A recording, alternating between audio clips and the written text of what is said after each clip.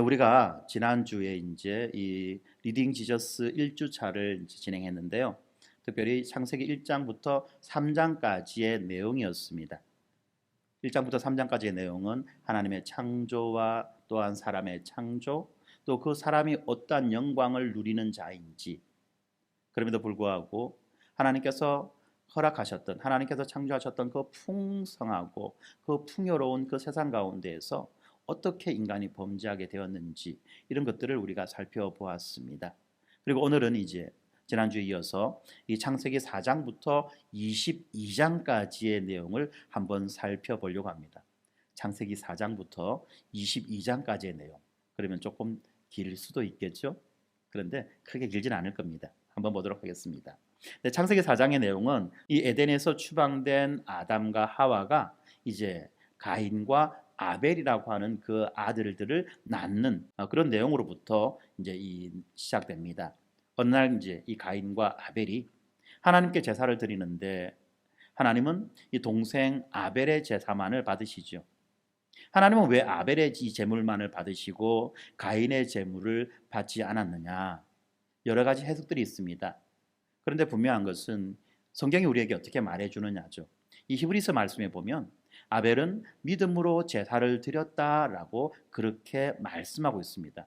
그러면 아벨은 믿음으로 제사를 드렸다면, 그러면 가인은 이 믿음과는 상관없는 제사를 드렸다라는 그런 말이 될 것입니다. 다시 말하면 이 가인은 단순히 이 종교적 행위만을 했다는 것입니다. 어떻게 우리가 그 사실을 알 수 있느냐? 그것은 바로 가인의 반응을 보면 알 수 있는 것입니다. 가인은 이렇게 하나님께서 아벨의 제사만을 받으실 때에 가인의 반응은 어떤 반응이었느냐 하면, 가인이 몹시 분하여 안색이 변했다라고 성경은 기록하고 있습니다. 다시 말하면 이 가인은 하나님이 자신이 가지고 와서 드리는 그 제물을 받지 않으시자 몹시 기분이 나빴다는 것입니다. 다시 말하면 이 가인은 하나님을 인간이 종교적인 행위를 하면 자기가 원하는 것을 주는 존재, 사람이 어떤 재물을 가지고 와서 바치면 당연히 그 재물을 받고 무언가 보상을 해주는 give and take, 뭔가 보상을 해주는 그런 존재라고 하나님을 인식했던 것이었습니다. 그리고 이것이 바로 우리가 그동안 누누이 이야기했던 자기의 self justification이라고 하는 이 자기의 의로움을 기반한 그런 종교 행위라는 것이죠. 그렇기 때문에 이 자기의에 기반한 이 제사는 어떤 제사냐면, 예물을 바치는 자의 마음의 중심이나 태도는 아무 문제가 안 돼요. 거기에 대해서는 관심이 없어요. 관심을 어디에 두느냐? 바치는 예물에다가 초점을 맞추는 거예요. 그리고 그 예물에 합당한 그러한 보상들을 기대하는 것입니다. 내가 어떤 예물을 바치면 그 하나님이 나에게 어떤 보상을 해주실 것인가? 내가 크고 많은 예물을 바치면 하나님은 나에게 크고 많은 보상을 해주실 것이고, 내가 작고 별 볼일 없는 예물을 바치면 하나님은 또 거기에 합당한 예물을 주실 것이다 라고 생각하는 것들이 무엇냐면 바로 자기 의에 기반한 이 종교라는 거예요. 종교 생활이라는 거예요.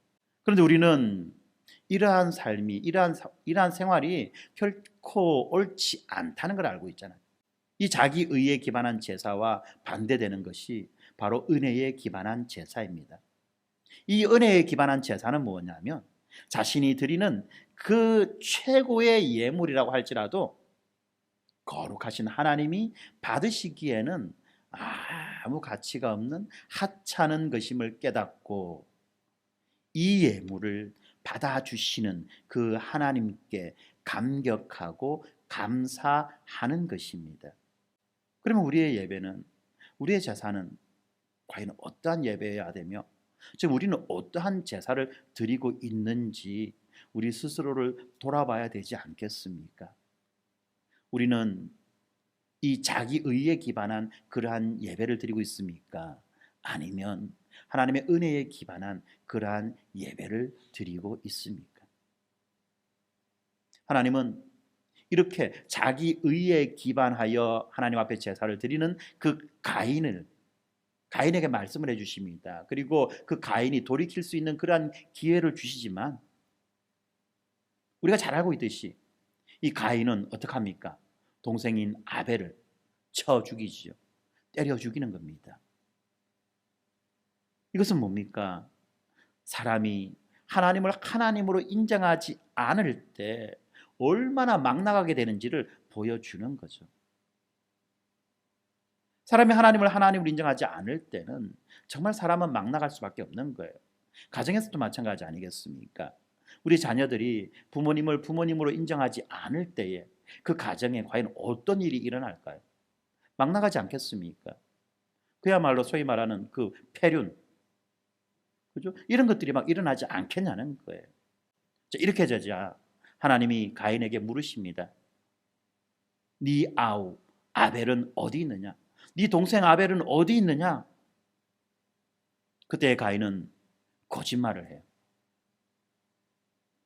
거짓말을 합니다. 그리고 자기의 책임을 회피합니다. 우리는 지금 이 하나님의 물으심에 대해서 어떻게 반응해야 되는지 알잖아요.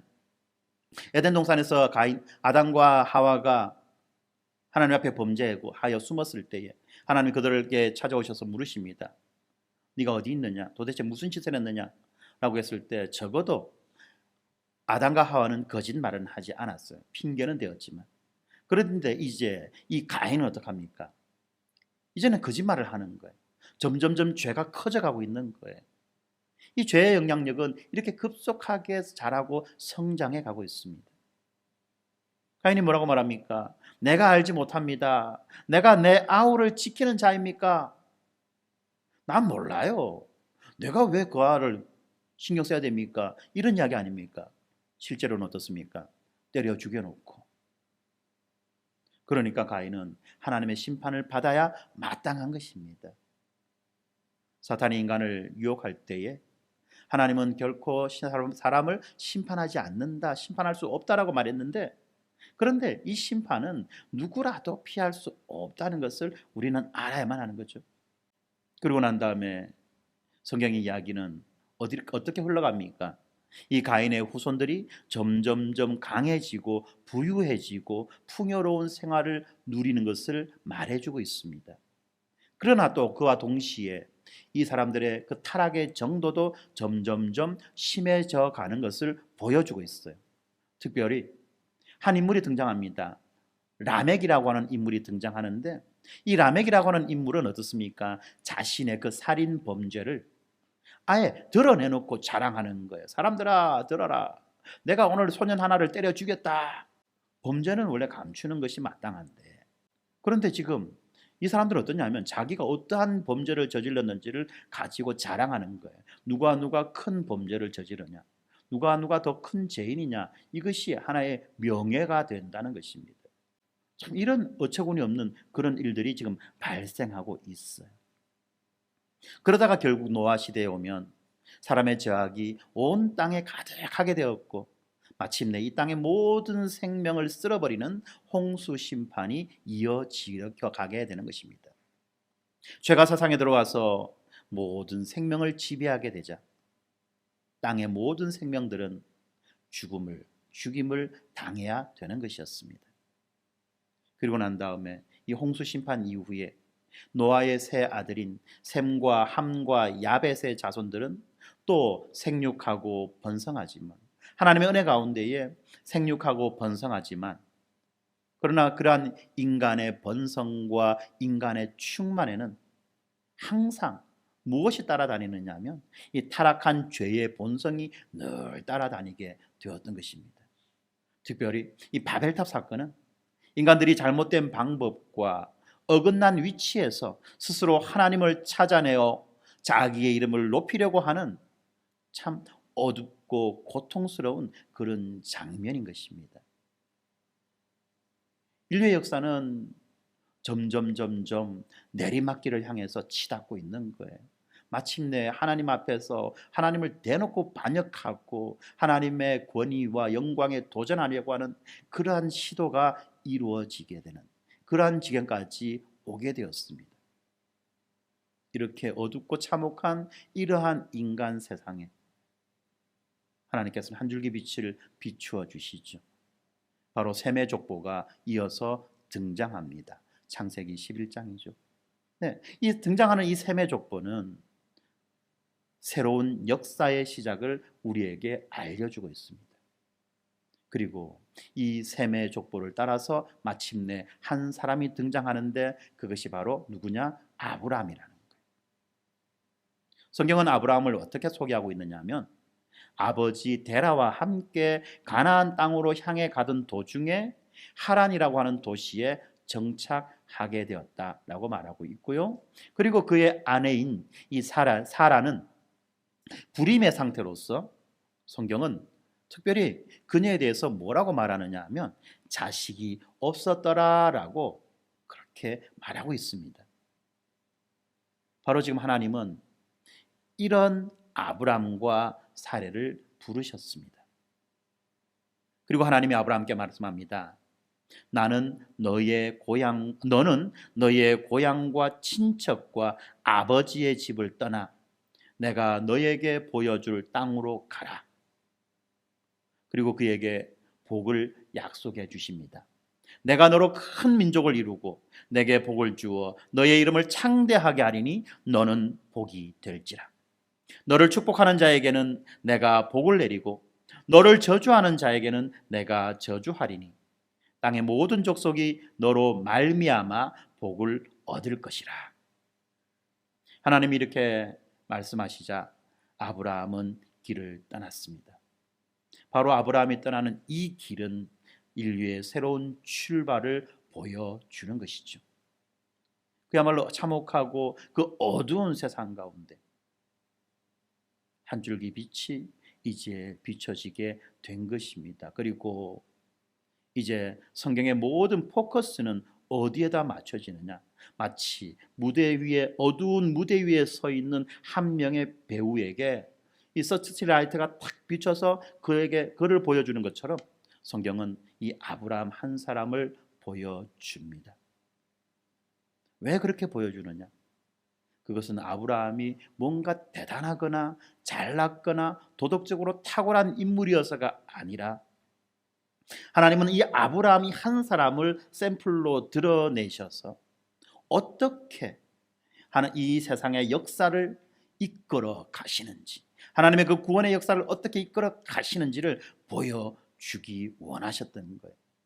그러므로 우리는 이 아브라함의 이야기를 볼 때 단순히 표면적으로 등장하는 그 아브라함에게 초점을 맞출 것이 아니라 그 아브라함과 함께 역사하는, 그리고 그 아브라함을 주권적으로 이끌어 가시는 그 하나님의 인도하심을 우리는 늘 기억하며 이 말씀들을 살펴보아야만 할 것입니다. 하나님이 아브라함을 부르시고 그에게 복을 주시겠다고 약속하셨고, 또한 그를 이 고향 땅에서 이끌어내어서 하나님이 가려고 하는 그 땅으로 가게 하신 그 이유가 무엇냐? 그것은 바로 이 에덴 동산에서 추방당하여 바벨탑을 짓던 무리가 자기 힘으로 이루려다가 실패한 일, 다시 말하면 성읍을 쌓아서 자기들의 이름을 높이려고 했던 그 일들을 이제 하나님은 아브라함에게 친히 이루어 주시기를 원하시는 거예요. 온 세상에 복을 주고자 하셨던 그 하나님의 계획을 이제 아브라함의 순종을 통해서 성취하기를 원하시는 것입니다. 그런데 이 아브라함이 하나님께 순종하고 믿음으로 그 약속의 땅에 들어가자마자 문제가 생깁니다. 그 땅에 기근이 들어요. 그리고 하나님이 주신 그 비전을 바라보는 이 아브라함의 믿음이 이 시험대 위에 놓이게 되는 것입니다. 그 땅에 기근이 들었습니다. 기근이 들었다는 것은 뭡니까? 아무것도 먹을 수 있는 것이 없다는 거죠.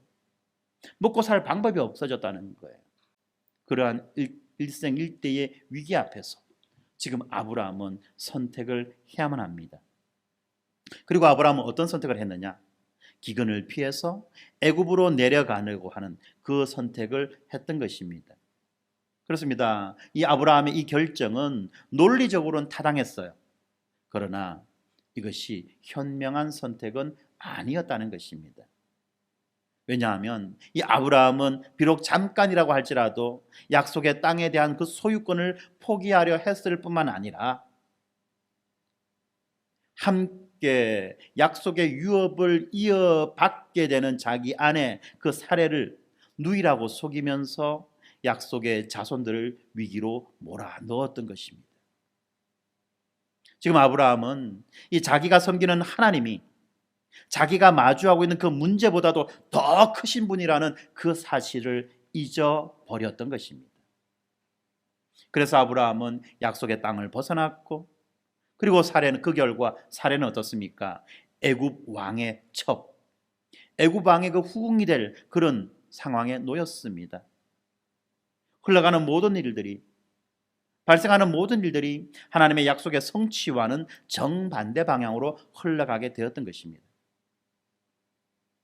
그런데 여러분, 바로 이 지점에서 우리가 다시 또 하나님께서 어떻게 이 일들을 이끌어 가시는지를 살펴보아야만 합니다.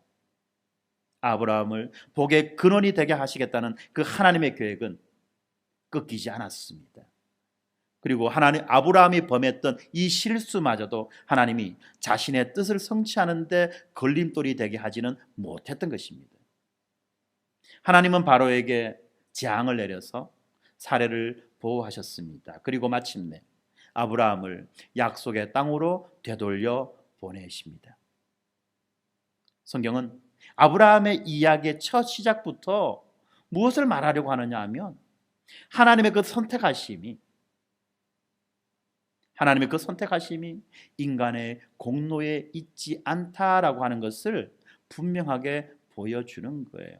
아브라함이 뭘 어떻게 잘해가지고 그가 복을 누리는 자가 되었고 약속의 유업을 잇는 자가 되었다는 것이 아니라 오로지 하나님의 은혜로, 하나님의 주권적인 그 역사와 개입으로 이런 일들이 가능해지게 되었다라는 것을 우리에게 분명하게 보여주고 있는 것입니다.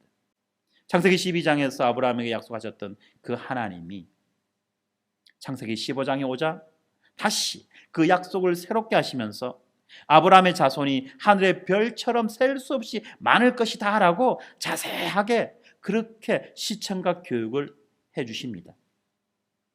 그리고 성경은 이 장면에서 뭐라고 말하느냐 하면 아브라함이 여호와를 믿으니라고 그렇게 말씀합니다. 네, 아브라함은 여호와를 믿었습니다. 그리고 여호와 하나님은 이것을 그의 의로 여기셨습니다. 그러면 도대체 이 믿음은 무엇입니까? 아브라함이 믿었다라고 하는데, 아브라함이 여호와를 믿었다라고 하는데 이 믿음은 도대체 무엇입니까? 믿음은 이러한 하나님의 말씀에 대한 반응입니다. 사실 그 믿음 자체에서 어떤 일이 발생하지는 않아요. 어떤 경우에도 그렇지만 무엇이냐? 어떤 경우에도 하나님의 약속은 이루어진다는 확신이 바로 믿음이라는 것입니다. 그리고 하나님은 이 믿음을 의로 여기셨습니다. 보이지 않지만, 잡을 수 없지만 하나님께서 말씀하셨으니 하신 그 말씀이 1.1획도 땅에 떨어지지 않고 다 이루어질 것이다 라고 하는 그 확신, 그것이 바로 믿음이라는 것입니다. 바로 하나님은 아브라함이 여호와를 믿으니 이를 그의 의로 여기고 난 다음에 이제 하나님은 아브라함과 언약을 맺으십니다. 통상적으로 이러한 언약 체결의 의식은 계약 당사자들이 반으로 쪼갠 그 재물 사이를 함께 걸어가는 거죠. 왜 그렇게 하느냐 하면 언약이 깨트려졌을 때에 임할 저주를 몸소 보여주는 겁니다. 만약에 언약이 깨어지면 내 몸은 이 동물들처럼 반으로 쪼개질 것이다 라고 말하는 것과 같은 거라는 겁니다. 또한 아브라함과 하나님이 이 언약을 맺을 때에, 이 조약을 맺을 때에 원래는 어떻습니까? 두 당사자가 모두 또는 상대방보다 열등한 하급자, 다시 말하면 하나님과 아브라함과의 관계에서는 아브라함이 홀로 쪼개진 재물 사이를 지나가야만 합니다. 무슨 말이냐면 둘이 함께 쪼개진 재물 사이를 지나갈 때는 두 사람 모두가 이 언약에 대한 책임과 담보를 진다는 말이고, 한 사람이 홀로 지나간다는 것, 그것도 힘이 없는 자, 지위가 낮은 자가 지나간다는 것은 높은 자는 그 언약에 대한 책임을 질 필요가 없고 오로지 그 낮은 자만이 그 언약에 대한 책임을 진다라고 하는 그러한 것이 이 세상에서의 언약의 체결 방식입니다. 그런데 성경은 뭐라고 말하느냐 하면 참 독특하게 말합니다. 하나님께서 홀로 이 재물 사이를 지나가셨다라고 말씀하시는 거예요. 하나님과 아브라함을 비교할 때 누가 더 높습니까? 누가 더 셉니까? 누가 더 세죠? 하나님이 셉니까? 아브라함이 셉니까? 우리 아이들이 잘 하잖아. 엄마가 세요? 아빠가 세요? 자, 하나님이 세요? 아브라함이 세요? 휘야. 누가 세죠? 하나님이 센 거죠. 그죠? 맞아요. 그러니까 하나님이 세니까 어떻습니까? 하나님이 세니까. 누가 지나가야 됩니까? 아브라함만 지나가면 되는 거예요. 그런데 성경은 그렇게 말하지 않고 하나님이 홀로 재물 사이를 지나가셨다라고 그렇게 말씀하고 있습니다. 창세기 15장 17절에 보면 해가 져서 어두울 때에 연기가 나는 화로가 보이며 타는 횃불이 쪼갠 고기 사이로 지나더라라고 그렇게 말씀합니다. 이 언약 체결에 이러한 언약 체결식이 너무 이상하다는 거죠. 오직 왜 그러냐? 왜 이렇게 이상한 방식으로 언약이 체결되어졌느냐?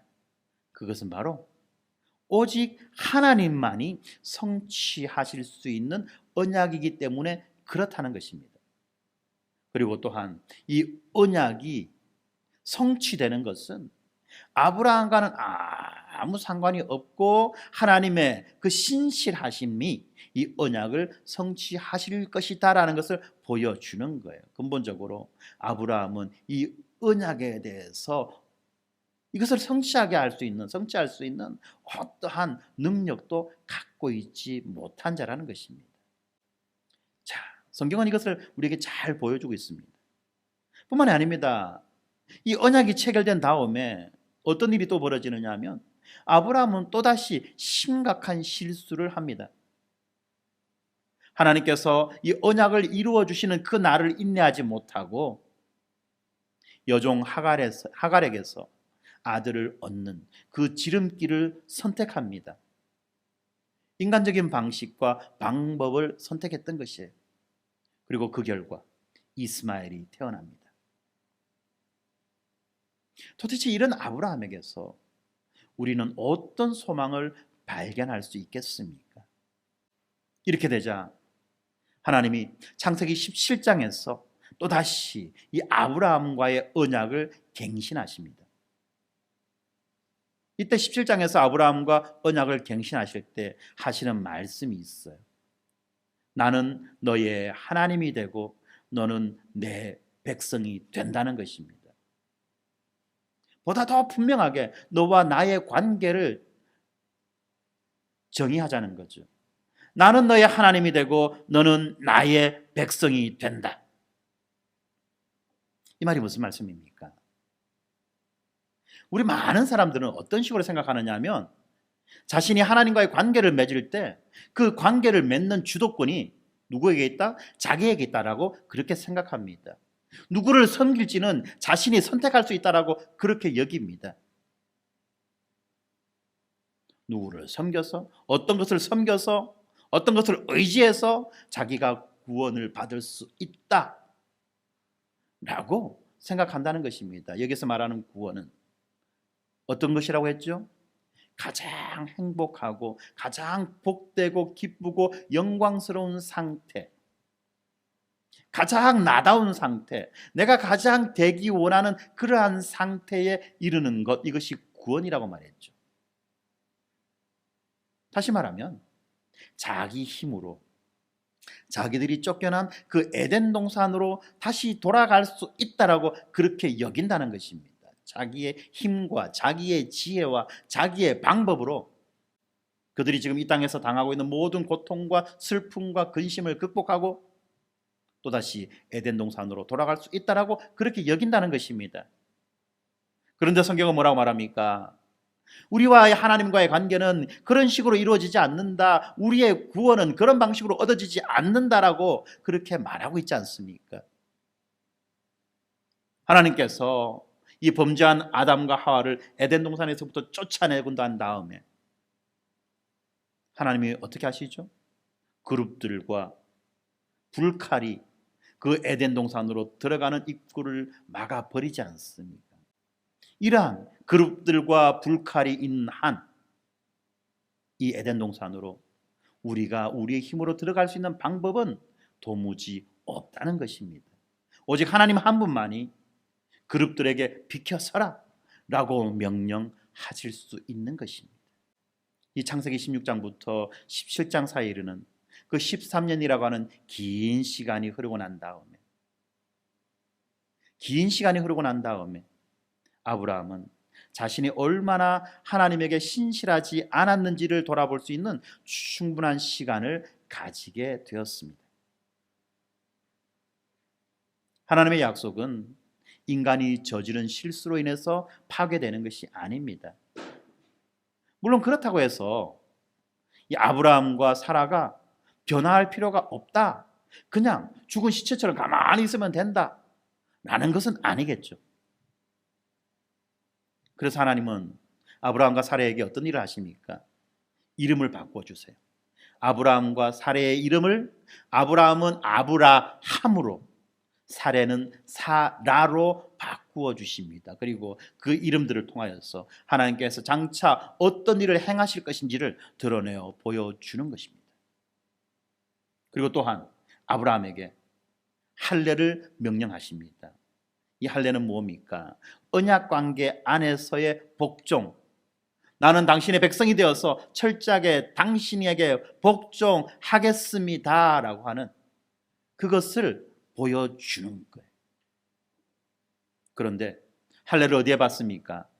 우리 몸의 가장 사적이고 가장 은밀한 부분에 받지 않습니까? 다시 말하면 할례는 삶의 가장 개인적이고 사적인 영역에까지 이러한 믿음의 원리, 이러한 순종의 원리가 적용된다는 것을 보여주는 거예요. 그리고 그것도 어떻습니까? 가장 고통스러운 방법으로 그렇다는 것입니다.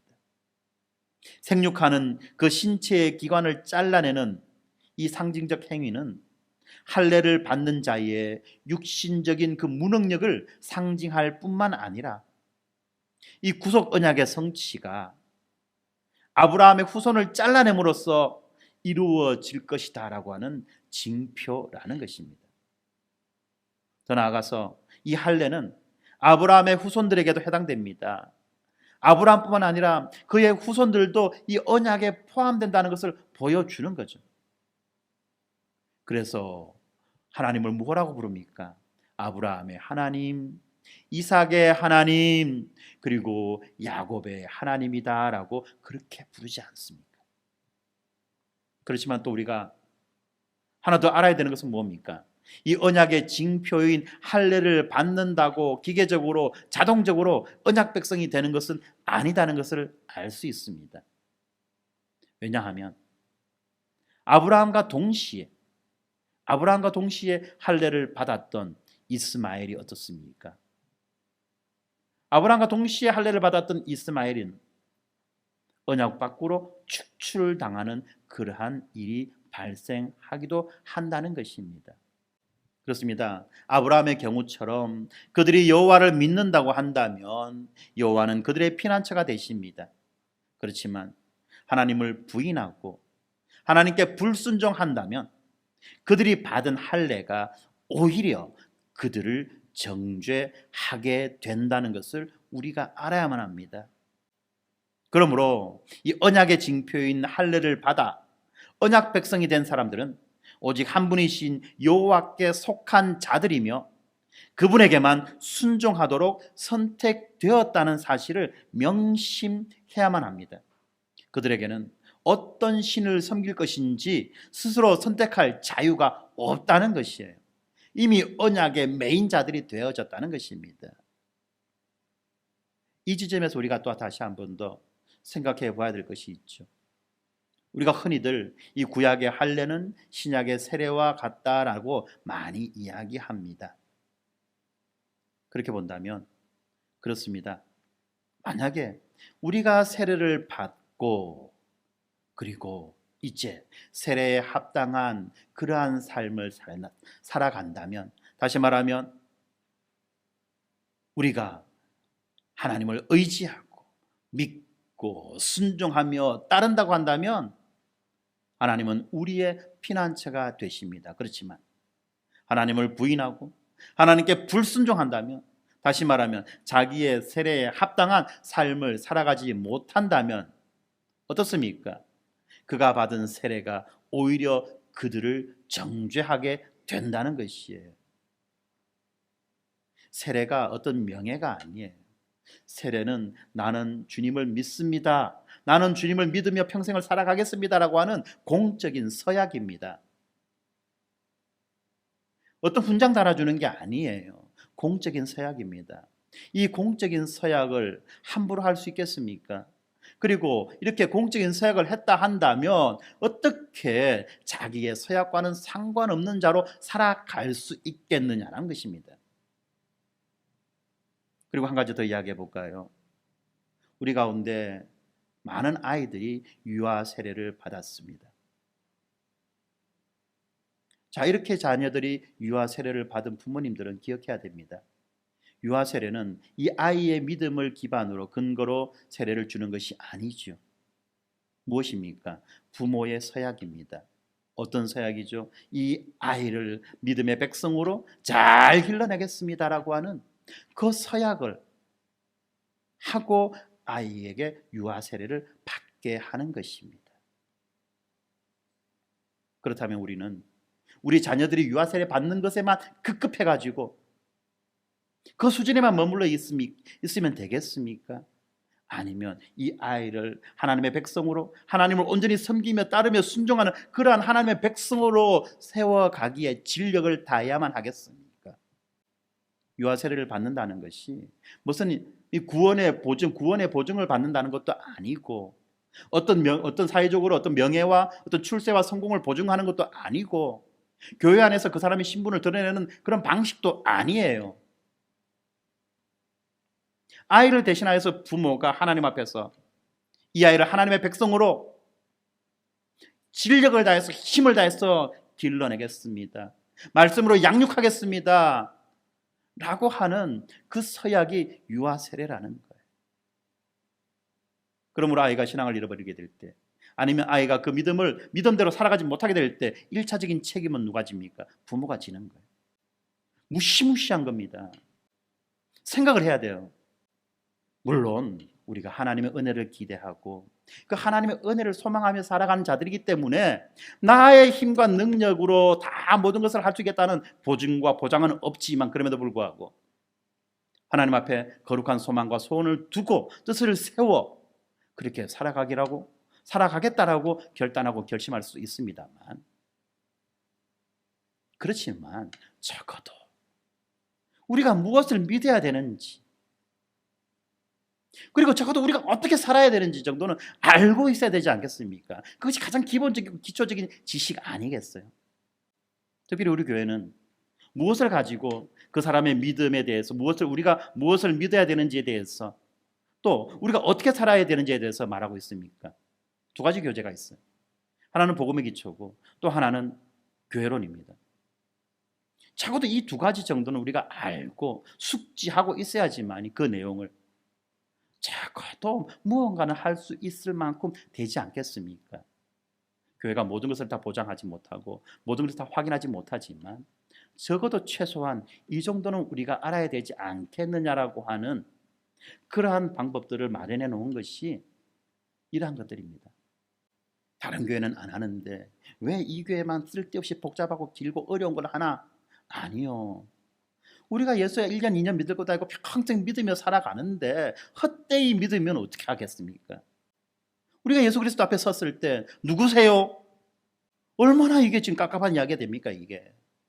자기 딴에는 믿는다고 믿어왔는데 가인처럼 믿었다면 어떻게 되냐는 것입니다. 도대체 바로 그것 때문에 교회는 힘을 다하여서 성도들을 가르치고 또 가르치고 또 가르치는 거예요.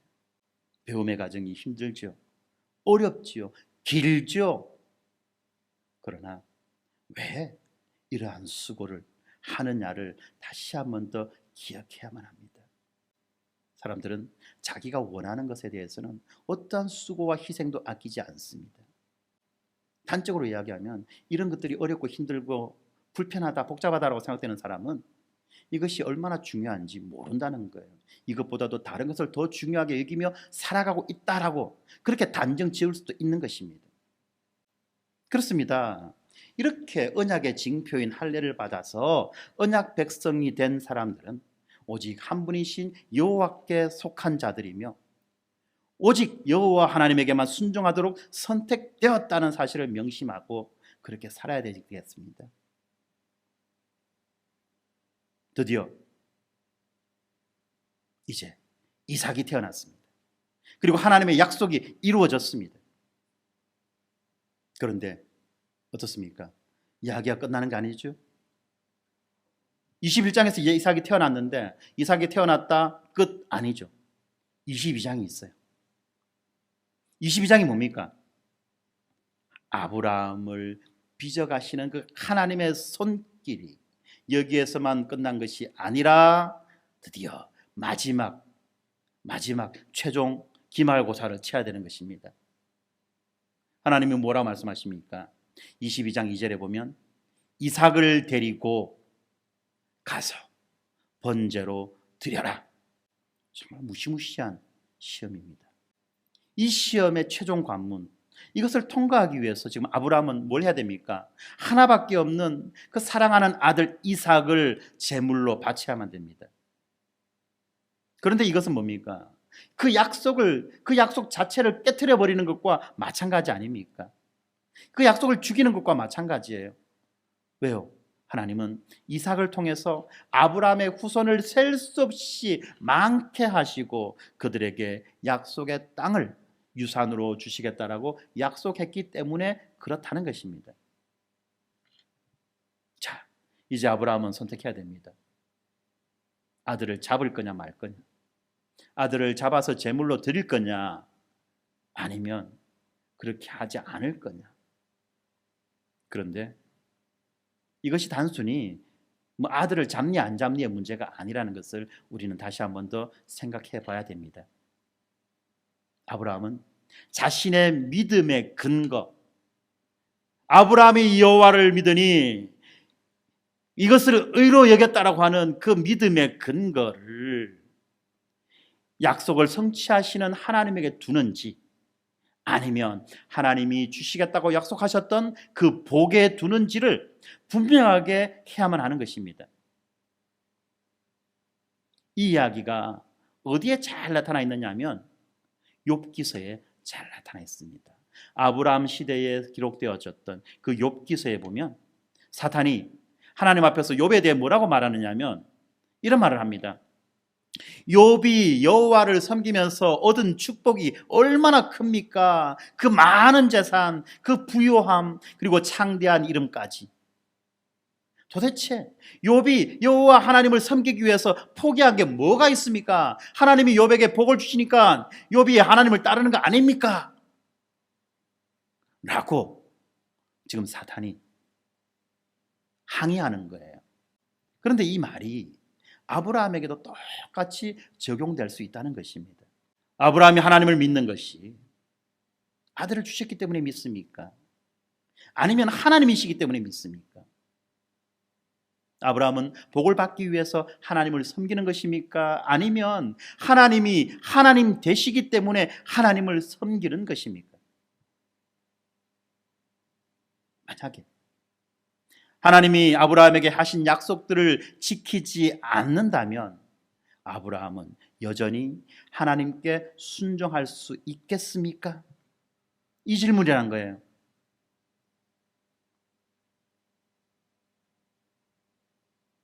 이때 아브라함은 어떻게 하느냐? 하나님의 명령에 순종하기 위해서 이삭을 데리고 하나님이 일러주신 곳으로 갑니다. 창세기 22장 5절에 보면 너희는 나귀와 함께 여기서 기다리라. 내가 아이와 함께 저기 가서 예배하고 우리가 너희에게로 돌아오리라 라고 말씀합니다.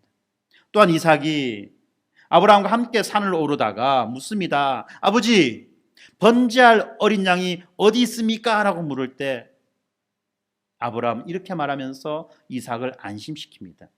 번제할 어린 양은 하나님이 자기를 위하여 친히 준비하시리라. 어떻게 보면 이 말은 중의적인 거죠. 무슨 말이냐면 네가 하나님이 준비한 그 어린 양이고 하나님이 너를 우리에게 보내주신 이유가 바로 이 일을 위해서 보내주신 것이란다 라는 의미가 하나 포함되어 있었고, 그리고 또 한 가지 의미는 우리가 뒤에 사건을 통해서 알 수 있듯이 그 산 꼭대기에 너를 대신하여 하나님께 제물로 드릴 그 어린 양이 준비되어 있단다 라는 의미도 포함되어 있을 것입니다. 그러나 아직 아브라함은 이후에 일어날 일을 알지 못하죠. 이후에 일어날 일을 알지 못합니다. 그렇다면 아마도 후자의 의미보다는 전자의 의미가 좀 더 크지 않을까 그렇게 여겨지기도 합니다. 지금 아브라함은 어떤 마음이냐면 하나님께 이삭을 기꺼이 제물로 바칠 그러한 마음을 가지고 지금 산을 오른다는 것입니다. 이 부분에 대해서 히브리서는 뭐라고 말하느냐 하면 하나님께서 이삭을 죽은 자 가운데서 살리실 것을 아브라함이 믿었다라고 그렇게 말씀하고 있습니다. 죽은 것 같은 그 아브라함과 사라의 몸에서 이삭이라고 하는 생명을 주셨는데 그 이삭이 죽었다 한들 하나님이 다시 그 이삭을 살려주시지 않겠느냐라는 그런 믿음이 있었다라고 이야기합니다. 그렇습니다. 아브라함은 하나님을 믿었습니다. 그리고 믿음으로 순종했습니다. 그리고 실제로 이삭을 돌려받음으로 아브라함의 이 믿음은 헛되지 않았다는 것을 우리에게 보여주고 있습니다. 중요한 장면이 나옵니다. 이제 중요한 장면이 나옵니다. 어떤 장면입니까? 아브라함이 칼을 들고 하나뿐인 사랑스러운 아들을 죽이려고 하는 그 순간에 여호와의 사자가 그를 다급히 부릅니다. 아브라함아, 아브라함아, 이 아이에게 내 손을 대지 말아라. 그에게 아무 일도 하지 말아라. 네가 네 아들 네 독자까지도 내게 아끼지 아니하였으니 이제야 내가 네가 하나님을 경외하는 줄을 알겠다라고 그렇게 말씀하십니다. 드디어 하나님의 그 마지막 시험을 아브라함이 통과한 것입니다. 이 말을 듣고 아브라함이 눈을 들었을 때에 아브라함은 하나님께서 예비해 놓으신 수풀에 걸려있는 그 순양을 보았고 아브라함은 이 양을 가져다가 이삭을 대신해서 번제로 드리게 됩니다. 그리고 이때 여호와의 사자가 아브라함을 불러서 이렇게 다시 약속하십니다. 그것이 바로 오늘 우리가 보았던 본문 말씀이죠. 내가 너에게 큰 복을 주고 내 씨가 크게 번성하여 하늘의 별과 같고 바닷가의 모래와 같게 하리니 내 씨가 그 대적의 성문을 차지하리라. 또 너의 씨로 말미암아 천하 만민이 복을 받으리니 이는 네가 나의 말을 준행하였음이니라. 아멘. 그렇습니다. 창세기 12장에서부터 시작되었던 그 하나님의 약속, 아브라함이 75세 때 주셨던 그 하나님의 약속이 창세기 15장과 17장을 거쳐서 마침내 21장에 이르게 될 때에 하나님은 아브라함에게 이삭을 주셨고, 그리고 이제 22장에 오게 될 때에 그 아브라함의 그 믿음이 이제는 확증된 믿음, 정금된 믿음으로 드러나게 되었고, 하나님은 그때 또다시 앞에서 하셨던 그 말씀을 해주시는데, 이 각각의 말씀들은 약간의 의미적 차이들이 있어요. 쉽게 말하면 이런 겁니다. 우리가 집을 살 때, 부동산 계약을 할 때 어떻습니까? 처음에 계약금 주고, 그 다음에 중도금 주고, 그 다음에 잔금 치죠. 마치 이것과 같다는 거예요. 12장에서 나왔던 이 약속은 어떻게 보면 일종의 계약금 거는 것과 비슷한 그런 느낌이 있습니다. 그리고 15장과 17장에 나와 있는 이 약속은 중도금을 지불하는 것과 비슷한 느낌이 있어요. 그래야 마침내 22장에 왔을 때 하나님이 주셨던 이 약속은 이제 드디어 뭡니까? 그 집의 등기 필증을 내가 받아들인 것이에요. 이제 그 약속의 확고하고 완전한 소유자가 된 것입니다. 그리고 이 약속에 따라서, 이 약속의 근거에서 참 아브라함의 후손이신 예수 그리스도께서 이 땅에 오셨습니다. 그리고 아브라함에게 약속하셨던 모든 약속들이 실제적으로 이루어지고 성취되어져 가고 있는 것입니다. 우리가 성경의 역사를 돌아볼 때에 하나님의 백성은 실제로 죄에 자주 걸려 넘어지고 이 하나님의 기준에 미치지 못합니다. 그런데도 이 하나님의 약속은 결코 흔들리지 않습니다. 왜냐하면 그 약속이 우리의 어떠함이 아니라 하나님의 신실하심에 달려 있기 때문에 그렇다는 것입니다. 그래서 하나님은 그의 백성과 이전과는 다른 새 언약을 맺겠다라고 말씀하셨고, 우리가 잘 알고 있듯이 예수 그리스도께서 이 새 언약을 체결하셨습니다. 그리고 이 영원한 언약은 하나님의 그 신실하심이 우리 가운데 성취되어 나타나고 있다는 것입니다. 그리고 22장의 이 장면에서 우리가 하나 더 살펴보아야 되는 것이 있습니다.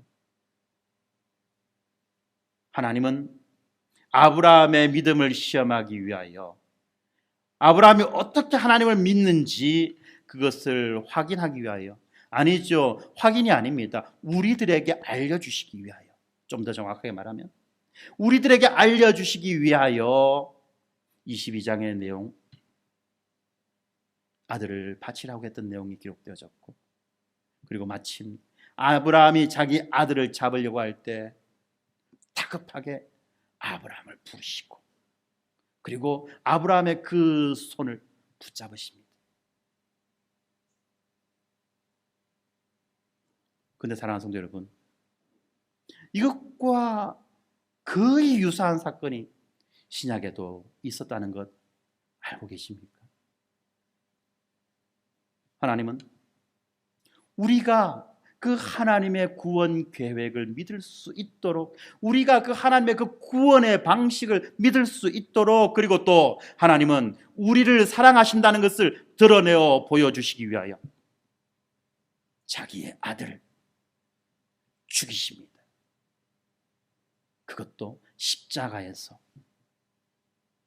모든 인류의 그 죄의 저주를 대신 받은 형벌 대속적 죽음을 십자가에서 감당하게 하십니다.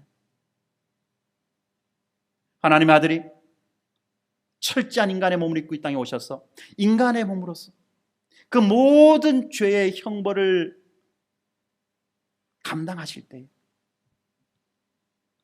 너무나도 힘들고 너무나도 고통스러운 나머지 아버지 어찌하여 나를 버리시나이까라고 그렇게 외쳐 부르는 그때에 하나님은 침묵으로 일관하십니다. 아이고 내 아들아, 너의 믿음과 너의 순종을 내가 보았다. 이제 됐다가 아니죠.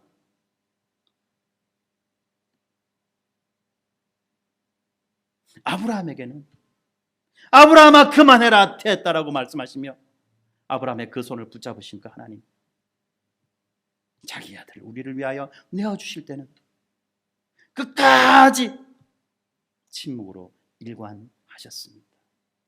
왜요?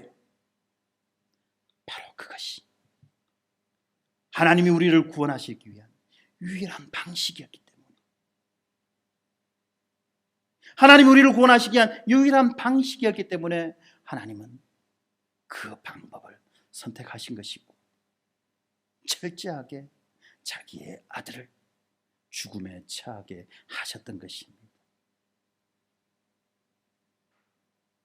이것이 바로 우리를 향하신 그 하나님의 보여주심, 이런 방식으로까지 하셔서 우리로 하여금 그 하나님의 구원의 계획과 구원의 방식을 믿고 쫓겨났던 그 에덴으로 돌아가라고 하나님은 우리를 부르시는 것입니다. 사랑하는 성도 여러분, 우리가 어떤 자입니까? 어떤 은혜를 입은 자입니까? 그러면 우리가 어떻게 하나님께 예배도 드려야 되겠습니까? 우리는 결코 가인처럼 자기 의에 기반한 그런 예배를 드려서는 안 돼요. 드릴 수가 없습니다. 왜요? 내가 어떤 존재인지를 너무 잘 알잖아요. 어떤 은혜를 입었는지 너무 잘 알잖아요. 우리가 지금 누리고 있는 그 복이 어떤 복인지 너무 잘 알고 있잖아요. 주신 복은 아무것도 아닌 것처럼 여기고 어디 저 쓰레기통에 집어넣고 육체의 욕망을 따라서 이것 주세요 저것 주세요 하고 있지는 않은지, 무엇이 진짜며 무엇이 의미가 있는 것인지를 우리는 올바르게 분별하며 살아가야만 할 것입니다. 하나님에게 아브라함에게 약속하셨던 바로 이 약속, 너의 씨를 통하여서 하나님의 구원의 계획을 이루어 가시겠다라고 하는 그 약속이 마침내 예수 그리스도를 통하여서 성취되어졌고, 이제 우리는 믿음으로 예수 그리스도와 연합되고 이 예수 그리스도 안에 들어가 약속하셨던 그 모든 복들을 온전히 충만하게 받아 누리는 자들이라는 것을 다시 한번 기억하며, 우리가 말씀을 읽을 때에 단지 옛날 이야기로서 말씀을 대할 것이 아니라 이 속에서 살아 역사하시며 하나님이 진짜 우리에게 말씀하시는 그것이 무엇인지를 생각하며 말씀을 읽었으면 좋겠습니다. 그래서 우리가 이번 리딩 지저스 이 모든 것들이 맞춰질 때에 그렇구나, 과연 성경이 예수 그리스도를 말씀하고 계시는 것이구나 라는 것을 우리가 분명히 알고 성경 가운데에서 진짜 기쁨을 발견하는 모두가 되기를 주님의 이름으로 축원합니다. 기도합시다. 하나님 감사합니다. 우리에게 놀라운 은혜 내려주시고 날마다 그 구원의 은혜 가운데 우리들을 살아가게 하신 아버지 하나님 정말 감사합니다. 특별히 오늘 우리가 아브라함의 이야기를 통하여서 하나님께서 어떻게 아브라함을 다루어 가시는지를 살펴보게 하여 주셔서 감사합니다.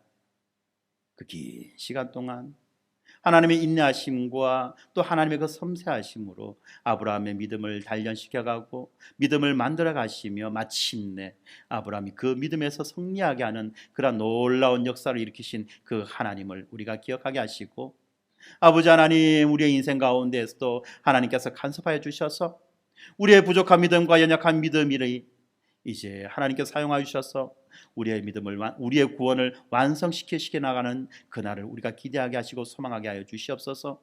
아니, 이미 우리가 예수 그리스도를 믿음으로 인하여서 이 구원이 나에게 주어졌고 이제 우리는 날마다 이 구원을 누리며 살아가는 자들이라는 것을 기억하게 하여 주시고, 결코 우리가 이 세상의 유혹과 헛된 그러한 가르침과 헛된 욕망에 속아 넘어가는 자들이 되지 않도록 아버지 하나님 붙잡아 주시고 은혜 내려 주시옵소서.